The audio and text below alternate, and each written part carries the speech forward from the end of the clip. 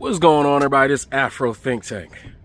Okay, so it's come to my attention that the Somalis got a pretty significant scam going on up there in Minnesota and Utah and all the other places that they live. They got the little daycare scam going on where they tell the government that they have a daycare, that they have this many children, but then come to find out ain't no kids in there. So that means they got no operational costs and they get to pocket all the money that the government gives them, right? Yeah, that's a pretty significant scam, I gotta say. And that's one that the Somalis have chosen to do in Minnesota, right? Many people do scams, right? I have to say that's a pretty slick one. You couldn't get away with that one in Washington, D.C. and Maryland. That one you couldn't get away with. We got other scams here, right? Everybody has their own kind of scams. Like, for instance, the Vietnamese and the Chinese and the Asian community, they got this scam here where, well, actually, I'm be honest, I'm keeping it real. It's not just them. The Vietnamese, the Koreans, the Chinese, the Nigerians, the Ghanaians, Ghanaians, and Russians, right? They have a medical scam here, right? Because the thing is, we in Maryland DMV, we got law enforcement everywhere. We got all kind of law enforcement. You got hundreds of thousands of federal law enforcement, state law enforcement, local law enforcement, all kind of, like, you just don't understand. Like, we are law enforcement capital, right? And you know what law enforcement need? You know what they need? And we got tons of bases. You know what they all need? They need to be cleared medically, right? And here's the problem. We know everybody's sick because of the food that the government make us eat, because of the food that the corporations make us eat. We all can't help but to get sick. Therefore, you know what I'm saying, when it's time to go get that medical checkup, we need a little hookup, all right? I'm not even going to act like I haven't been involved in such situations. All I got to do, a little scratch, a little payola, a little corruption, and guess what? My paperwork getting signed. $1 million government contract, $1 million government contracts, everybody doing it. But right now we pointing at the Somalians. This is their game, all right? The white boys, they got the pharmacy scams. Everybody apparently need oxycodone. Everybody need Dilaudid. Everybody need those Tylenol 15. See, that's what's happening in the rural areas. See, all them white boys going back and open up them pharmacies and getting them multi-million-dollar government contracts for medical drugs. And they got facilities wrapped around the goddamn block with crackheads and heroin addicts coming to get the legal shit. Because the drug industry, they just slap a name on it. Instead of calling it heroin, we're going to call it Adderall. We're just going to rename the shit. As they advertise their drugs openly on TV, we got that good shit. They be like, yeah, we got that good shit, right? For the first goddamn 10 seconds. And then for the rest of the 2 minutes, they tell you the side effects with all the pretty pictures in the background to distract your brain to realizing that they just putting their goddamn, look, this is my disclaimer. This shit will fuck you up, okay? This shit gonna happen to you. So we got scams happening everywhere. And I'm glad to see some of you guys getting a little upset about it. I'm gonna be honest, man. If you get caught with a big ass scam like that, you gotta pay the price. I mean, you doing a crime, you gotta pay the price. Good scam, Somalis. Hey, that's a good one. But we all got one. Right? African Americans, we dabble in a little bit of senior professionals. All right. Well, y'all doing all that. Y'all doing that. We do other shit. I ain't gonna tell you. I ain't stupid. Look, we be getting it. I ain't gonna tell you our shit. All right. Y'all getting caught. We ain't getting caught. All right. And plus, we got the right to do what the fuck we want anyway. It's all our shit. All this goddamn American wealth is built off the black of my ancestors, backs of my ancestors. Therefore, if I gotta get my own reparations from the government, I'm gonna do it. All right. First of all, listen, fair is fair. All right, so whoever got caught, all right, y'all should have had some kids up in there. See, that's your problem. Should have threw some kids up in there. You should at least showed me the shoulder. But y'all got greedy. Y'all got complacent. And that's why y'all got caught. All right. There's other scams. Oh yeah, and white folks, you know they got that that pedo scam going on. Right, that's their favorite shit. You know what I'm saying? Trial shop, sex trafficking, and all that shit. You know what I'm saying? Kids, especially out in them rural areas. That's big business. Right, but right now everybody mad at you, Minnesota, okay? Because this gives white folks, the racist ones, an opportunity to be able to come down on you black folks without being called racist. Finally, you done gave them some shit to talk about because you got caught. All right, so you're going to get it. All right, that's just what's going to happen. When we get caught, when black folks get caught, them white folks, every goddamn right-wing goddamn podcaster going to be like, you see, that's what I'm talking about. They're going to use you as an example. You no longer the model citizen. You're now an example of what they're supposed to be afraid and scared of and fight against. You see how that works? Right-wing loves this type of shit. But let's see if they keep the same energy, because they say they don't want their money stolen. So, okay, this is supposed to be government money, your money, the money we pay into in the tax system as the government rapes us, right? So, is it because y'all scamming and y'all Somali, because y'all black? You think that's what offends them? You think they're actually, they don't like getting their money stolen? You think they are finally just like had enough about getting their money stolen from people? Huh? You think that's what it is? You think they're going to keep the same energy when somebody else steal their money? Because currently, right, y'all done got a good little lick off for us, couple billion. You know what I'm saying? But so you think that $1 billion, that's the number that it takes in order for America to get mad at an individual group of people for stealing money? What do you think they want? Do you think they want something to happen? Maybe a little restitution? Maybe a little reparations? Maybe a little justice? So you think that's fair? So do you white folks believe it's fair that when you steal something from somebody and you get the benefit from it, y'all believe that the people who stole, the group of people, because y'all right now, y'all talking about the Somali community. Y'all plastering the entire Somali community based off what a few Somalis have done. I mean, right now, that's what you're doing. You're saying the Somali community is a problem because they have, for years, have been stealing from you, the person, and you want something to happen about it. So you saying that when a group of people steal something from you, even if years done passed, it's been happening for years, you saying restitution should still be paid, reparations should still be paid, right? Keep that same energy. So is that just good for you, or is that good for everybody? Is this your universal morals that y'all always talk about when y'all talking about y'all got them morals and family values and community values? So if this is one of your community values that you guys hold hard, to be a upstanding citizen, follow the law, pull yourself off from your bootstraps, don't steal, always tell the truth. If that's the case, then that means if you were upset about the Somalis doing this, you should be upset about anybody else doing exactly the same thing. You should want restitution for them as well. Okay, so if you guys are finally upset about people stealing shit, and you think that people should get restitution and reparation for the things that have been stolen from them and their people, from the people themselves in general, right? And that we should hold the entire community accountable for the things that those individuals have done that just happen to be Somali. That means it was good for the goose, was good for the gander. It should be a universal law. And because you want us all to assimilate, we should all have the same mindset as you, and we should hold everybody accountable to the same standard. All equal playing field, right? Because it's America, right? So everything's equal, right? Because racism doesn't exist, right? So everything's equal, right? So that means keep the same energy by the time you get to the end of this video. Anyway, that's all I gotta say. It's Afro Think Tank. Learn something, teach something. I'm out. Minnesota's largest welfare fraud case has been exposed, and multiple individuals involved have already been arrested and are now cooperating with investigators. One daycare facility couldn't even spell the word learning correctly, yet still received $4 million in public funding. Independent journalist Nick Shirley attempted to enroll his son in several taxpayer-funded daycare centers across Minnesota. Every location he visited was completely empty. He then exposed what was really happening. Videos show that some of the listed daycare addresses had no children at all. Some locations were vacant buildings or private residences, yet they had been collecting government subsidies for years. Nick Shirley and his team conducted on-site investigations, knocking on doors one by one. In front of the camera, some refused to answer, some shut the door immediately, and others suddenly changed their story, denying everything. One daycare facility specifically named in the investigation reportedly received around $1.9 million in public funds in 2025. Yet during filming and site visits, the location was completely vacant. State authorities and law enforcement have now launched formal investigations. Here in Minnesota, massive fraud is taking place within the government and the Somali population.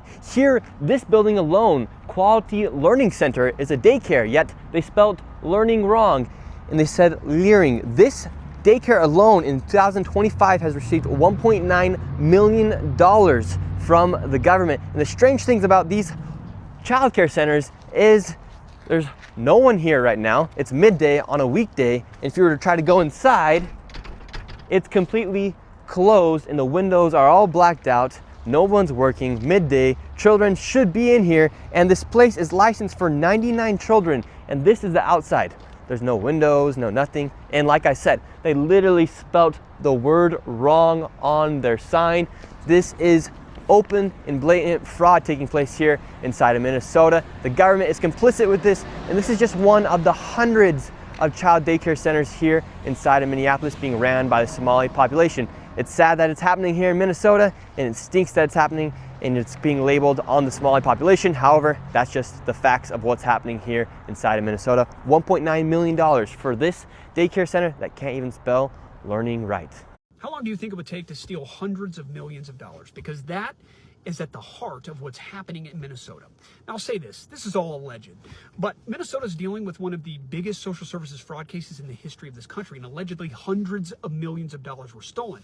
But the story to me isn't just the amount, it's how they got away with it for so long, because according to multiple media reports, one of the reasons that this scheme ran for as long as it did is the organizers weaponized accusations of racism to continue to commit fraud. So when a lawmaker or a government agency said, hey, these numbers do not make sense, the response was basically, wow, perhaps you're being racially biased against our nonprofit. And just like that, everyone backed off.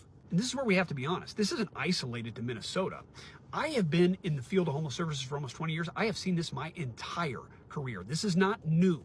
From government work to nonprofit work, charity work, it is everywhere where you ask questions and the response is, if you push any harder, you're attacking my identity. Well, the results are predictable. Oversight slows down, investigations stop, people get intimidated. And one of the things that makes me furious about this is folks who misuse identity to dodge accountability, they do incredible damage to the communities that they represent. That is a really big deal. So a couple of questions then. Is basic accountability racist? Are audits racist? Is asking how public money is spent racist?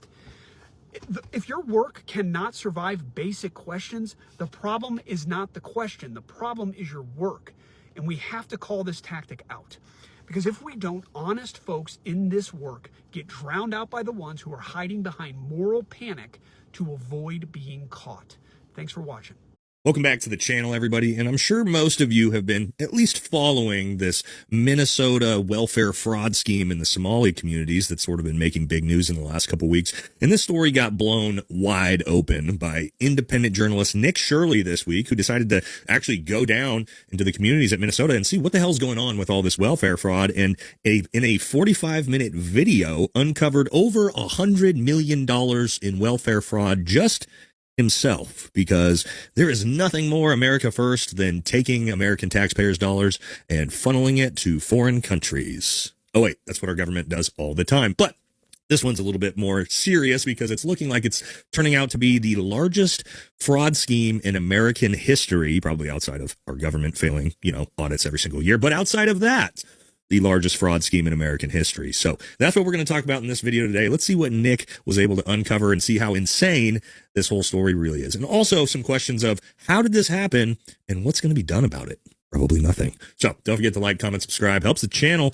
Let's jump into this and see what the hell's going on, because this story is actually crazy. So the basis of what's been going on in this welfare fraud scheme, if you're not caught up to this, is essentially a bunch of fraudulent businesses that have been portraying themselves as daycare centers and health clinics and all these sorts of different places, so that way that they can receive huge amounts of grants from the state of Minnesota to essentially run daycare centers that don't actually exist, while they collect millions and millions of dollars to enrich themselves, as well as, it turns out, or sounds like, sending a lot of that money back to Somalia into the hands of terrorist organizations like Al-Shabaab. Not great. Because again, the only people allowed to funnel your tax dollars to foreign country terrorist organizations is the American government. Now, let's see what Nick Shirley had to say in his own words about what he set out to do in his investigation. Answer the question. Are there children? There's no children inside this building.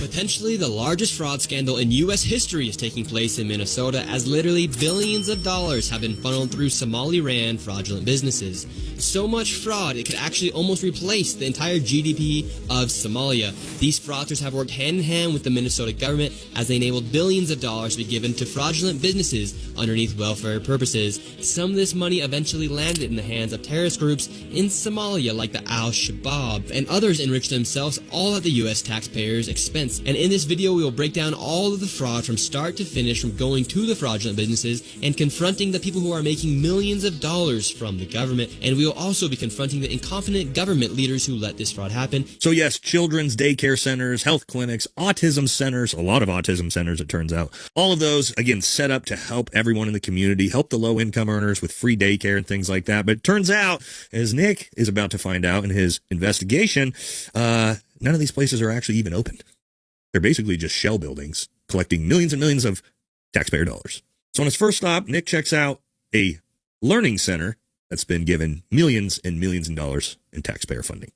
In Minnesota, massive fraud is taking place within the government and the Somali population. Here, this building alone, Quality Learning Center, is a daycare, yet they spelled learning wrong, and they said leering. This daycare alone in 2025 has received $1.9 million from the government. The strange things about these childcare centers is there's no one here right now. It's midday on a weekday, and if you were to try to go inside, it's completely closed and the windows are all blacked out. No one's working. Midday, children should be in here, and this place is licensed for 99 children, and this is the outside. There's no windows, no nothing, and like I said, they literally spelt the word wrong on their sign.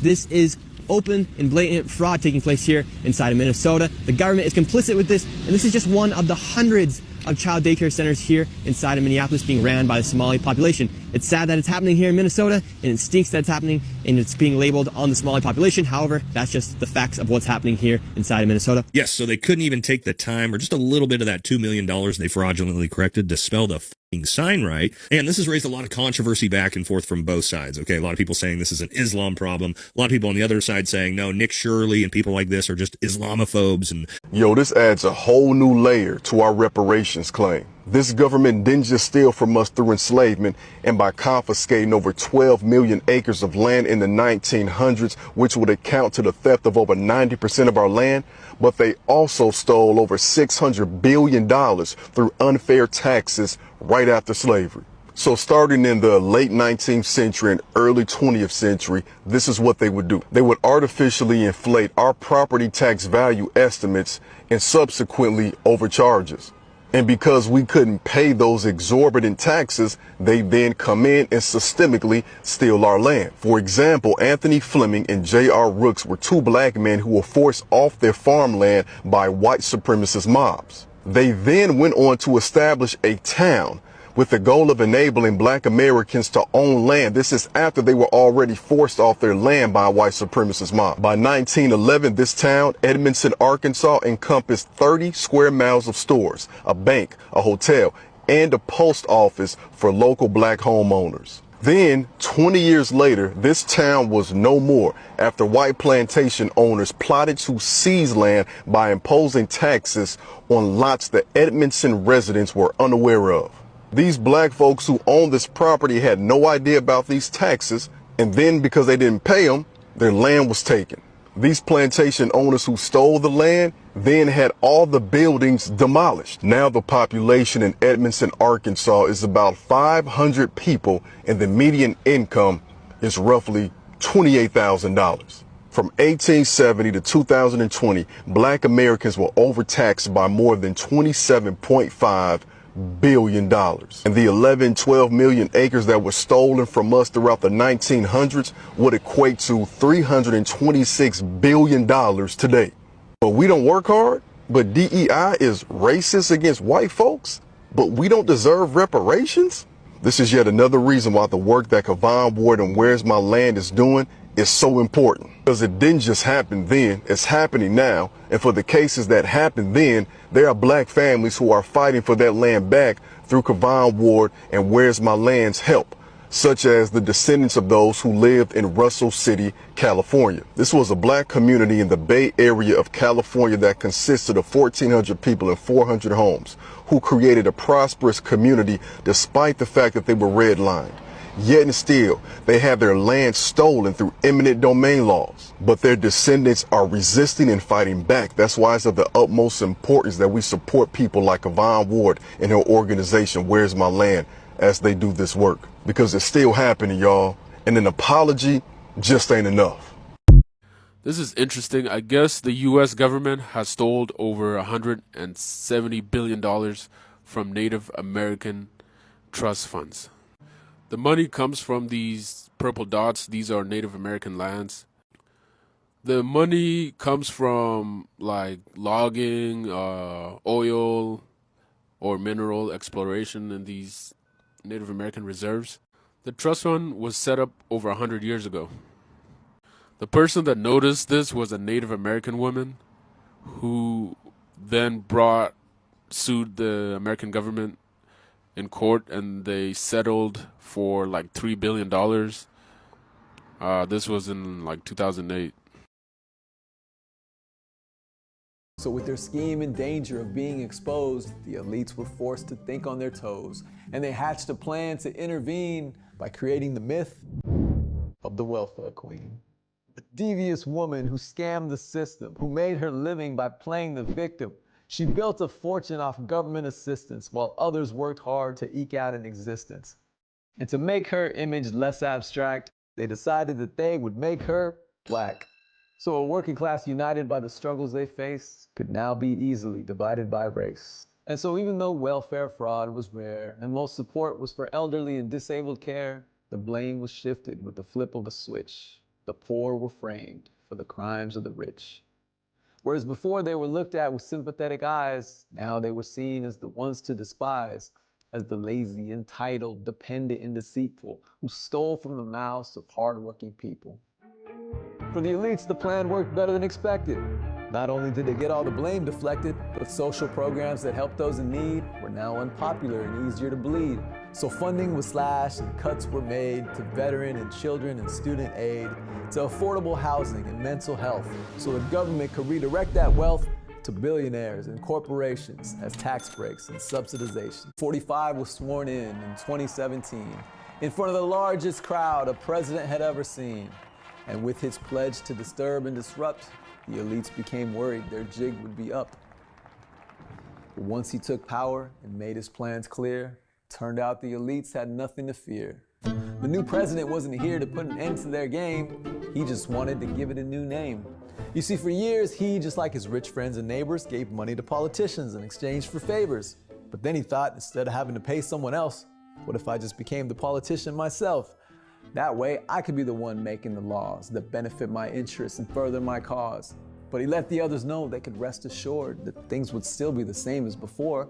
You'll still get your tax cuts, you'll still get your wars. You can still scratch my back and I'll still scratch yours. But wouldn't your supporters catch on, they asked? Well, not if we never give them the chance. They won't notice their jobs being outsourced if we keep them focused on transgender sports. They won't think about the minimum wage if there's immigrant crime on their Facebook page. And while they're stuck on DEI or CRT or some other group of letters that come in 3, you and I will be left alone to redistribute what little they own.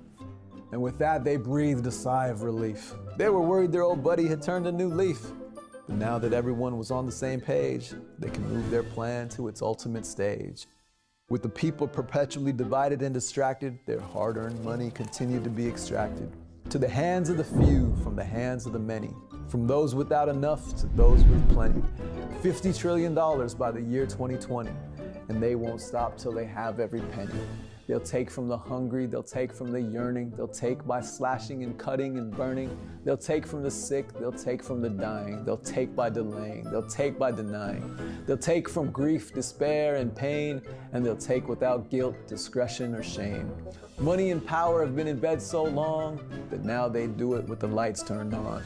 And once there's nothing left to be taken, and all hope has been forsaken, and every piece of this country's been bought and sold, maybe their story will finally be told. Maybe their tale will finally be heard, and they'll get the recognition they rightly deserve.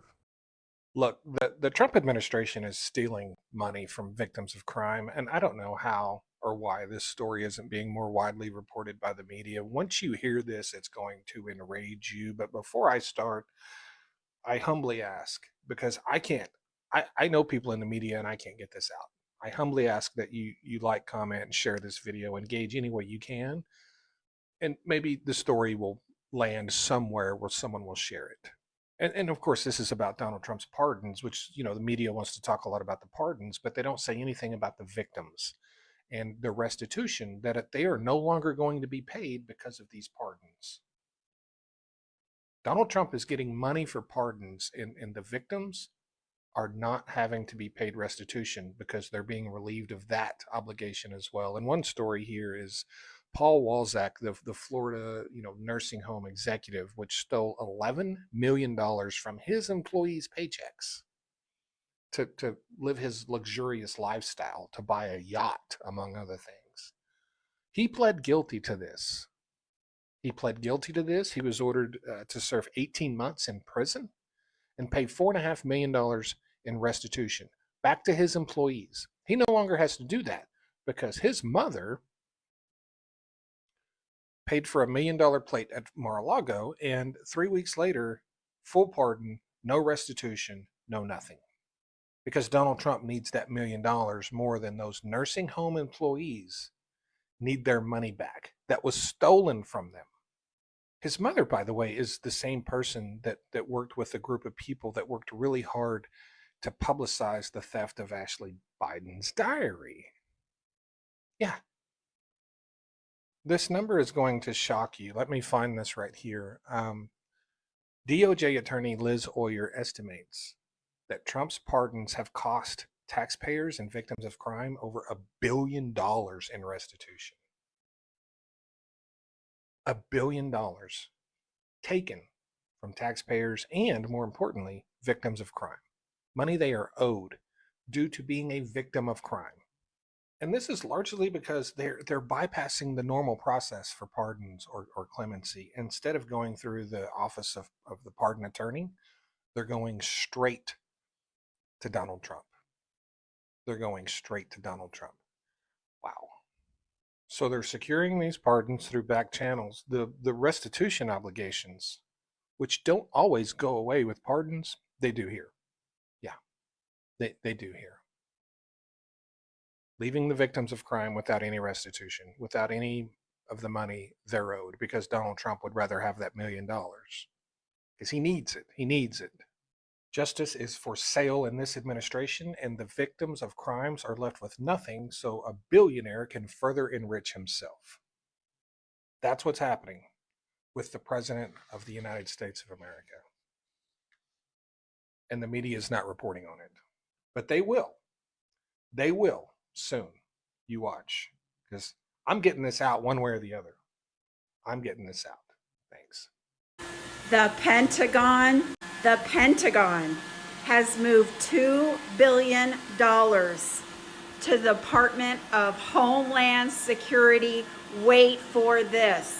Yes, in addition to $175 billion, a record-breaking amount in our budget to deport brown people who pay taxes, the Pentagon this week diverted $2 billion from the Pentagon military budget to Homeland Security. But wait, the VA will be cutting 35,000 jobs in the next few weeks, and this will reduce healthcare workers for veterans. You heard me correctly, ladies and gentlemen. The 5-time draft dodger steals money from the military budget to deport brown people. And yes, he's an immigrant and his wife is an immigrant. And yes, the military and veterans, 65% of them voted for this 5-time draft dodger. Healthcare workers will be losing their job in the next couple weeks, and money has been taken away from the military to give more money to the Department of Homeland Security for Kristi Noem to buy new planes and do fancy smancy commercials. FAFO. U.S. military budget over $1 trillion. How much for Israel? This week, the United States Congress is voting on the National Defense Authorization Act, the NDAA.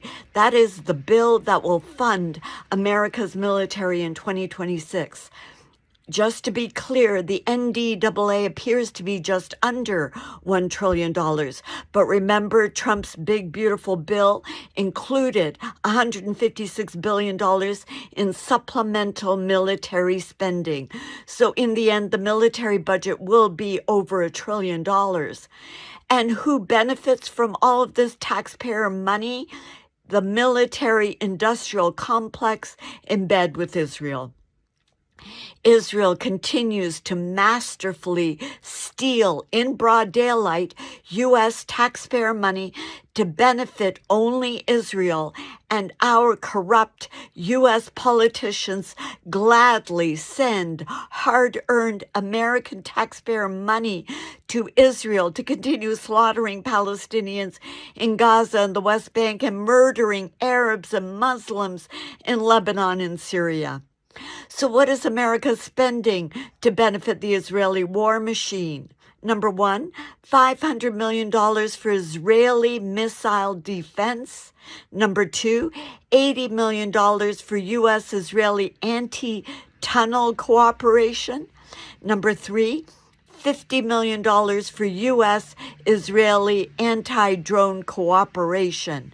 And what is the United States spending on blackmail and bribery in the Middle East so that Arab countries bow to Israel? Number one, $357 million for the government of Iraq, Syria militias, Kurdish security forces, and Lebanon. Number two, over $100 million for support to Middle Eastern countries to increase security along their borders. And number three, and as required, provide assistance, support, equipment, and supplies to Jordan and Lebanon. America, wake up. Our corrupt politicians are taking orders from Israel and funneling hard-earned U.S. taxpayer money to Israel so that Israel can continue bullying and murdering all of the Arabs and Muslims in the Middle East.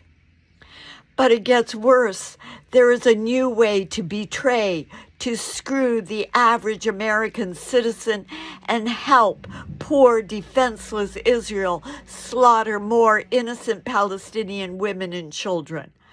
America must provide maximum protection to Israel by filling any gap that is created by sanctions or arms embargoes to Israel from other countries. What does that mean? It means if another country stops sending military weapons or aid to Israel because they object to their military equipment being used in genocide, the United States will step in and fill that gap in military equipment or support so that Israel will never be without. See page 1269, section 1706 of the 3086-page NDAA. Who are these Israeli Zionist Jews that demand complete fealty from the United States of America? It is humiliating. Damn them all. Some way, somehow, America will stop funding Israel and Palestine will be free. More next time. I'm Penny Lane. Thank you.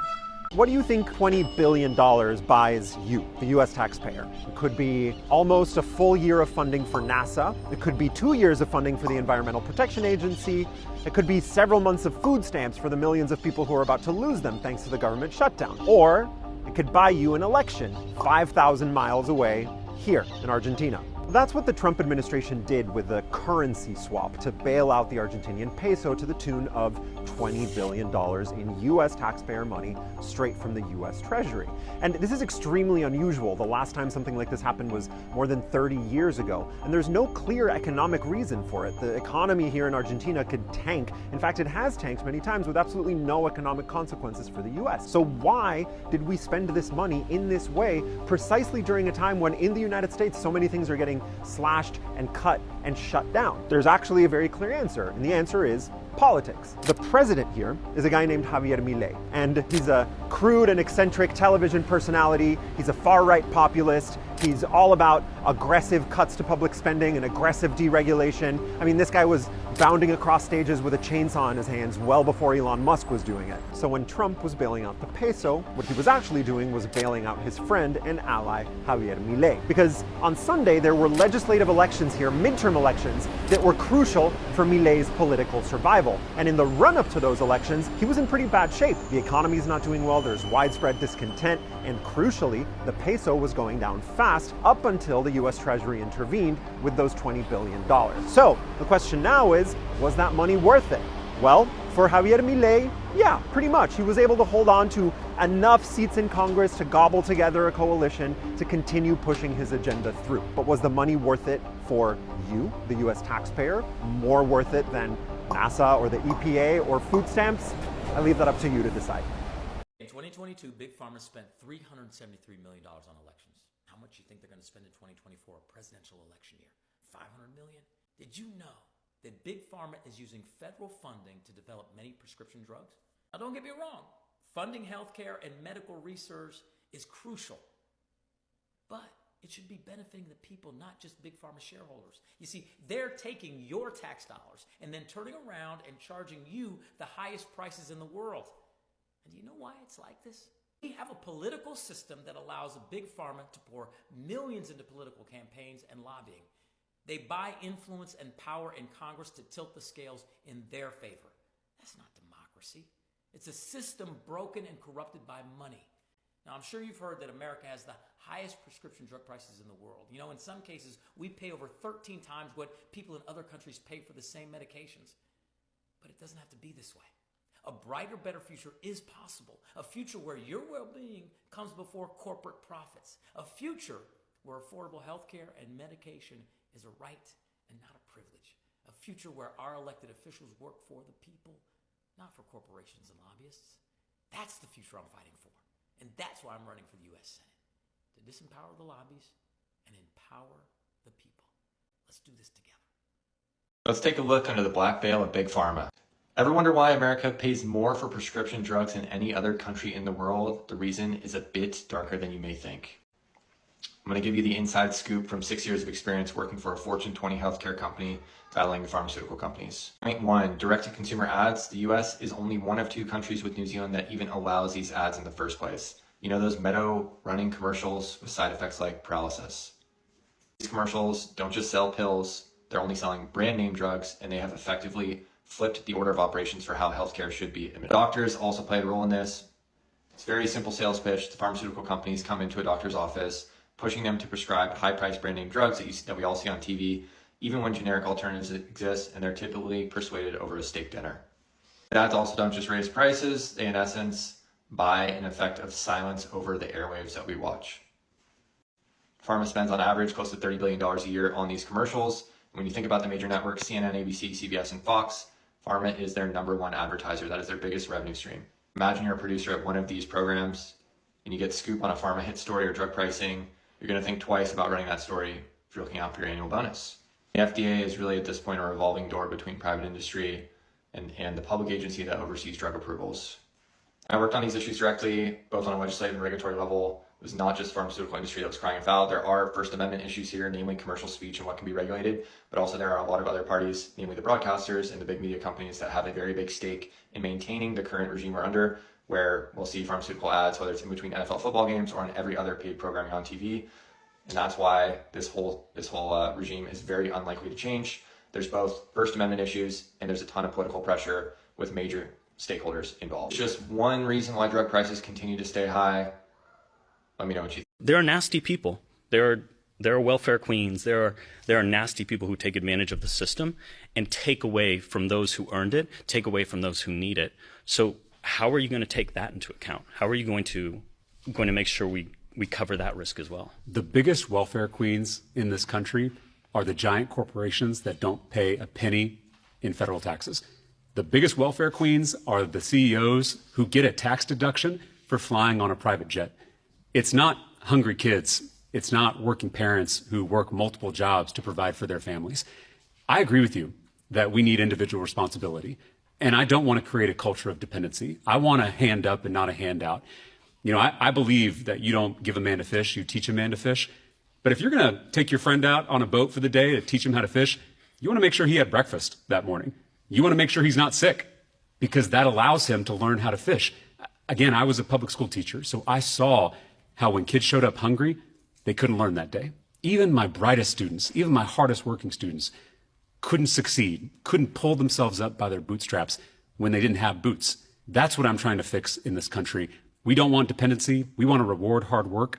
And I think that should apply to those billionaires, not just working people. Post-World War II, America is strong at this time. Militarily, our country wasn't devastated by the bombing in the way that Europe was. The dollar was extremely strong. We got everybody to take on the dollar as the world's reserve currency. When you do that, the reason it's so awesome is you get to export your inflation to the rest of the world. So now it's not just the people in your country that are suffering from the money that the government is stealing from you. They're able to steal from the Chinese government. They own the largest portion of American debt. Yes. Now, whether they still do, I don't They know, used to. but it certainly over time they won't, given the way they're moving selling. now. Mr. Roman, are you aware that we are sending $40 million a week to the Taliban? Yes, sir. Can you name other instances of foreign aid going to terrorist organizations?